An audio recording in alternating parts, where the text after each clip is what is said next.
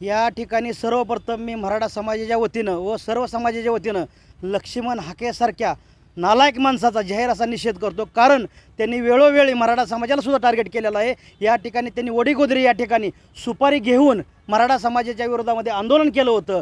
परंतु समाज ही गोष्टही विसरलेला नाही. तो दारू पिऊन या ठिकाणी पुण्यामध्ये हिंडतोय. त्याच्यामुळे अशा व्यक्तीला आम्ही अजिबात सुद्धा माफ करणार नाही. आमचं एवढंच मत आहे की लक्ष्मण हाके, तुम्ही ज्या पद्धतीने माळी समाजावरती टीका केलेली आहे, माळी समाजाबरोबर मराठा समाज 100% बरोबर आहे. कारण मराठा समाज वेळोवेळी मोठ्या भावाच्या भूमिकेत आहे आणि अशा पद्धतीनं जर प्रत्येक वेळेस मराठा वेगवेगळ्या समाजाच्या मध्ये सुपारी घेऊन जर तेढ निर्माण करण्याचा प्रयत्न करत असेल, जो कोणी प्रयत्न करतोय त्या लक्ष्मण हाकेला माझं तुमच्या माध्यमातून सांगणं एवढं की या ठिकाणी त्याला ही कोल्हापुरी चप्पल आहे, या कोल्हापुरी चप्पलीनं जो कोणी त्याच्या थोबाडात चप्पल मारल, त्याला चप्पल मारून त्याला चप्पलीचा जो कोणी हार घालल त्याला आम्ही 1,11,000चं जाहीर असं बक्षीस सोलापूर जिल्ह्याच्या वतीने करतो.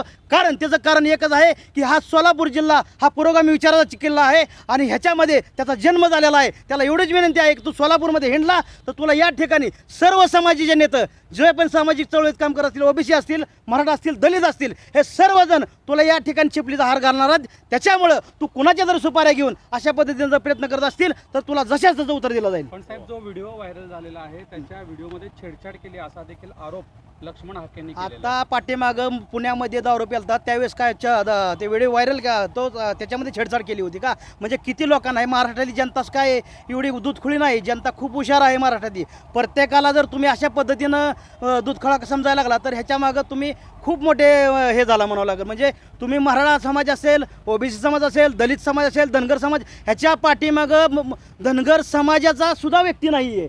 तो स्वतः स्वयंघोषित नेता आहे. त्याला 247 मतं पडलेले आहेत आणि तो अख्ख्या महाराष्ट्राला सुपारी घेऊन येण्यात करण्याचा प्रयत्न करतोय.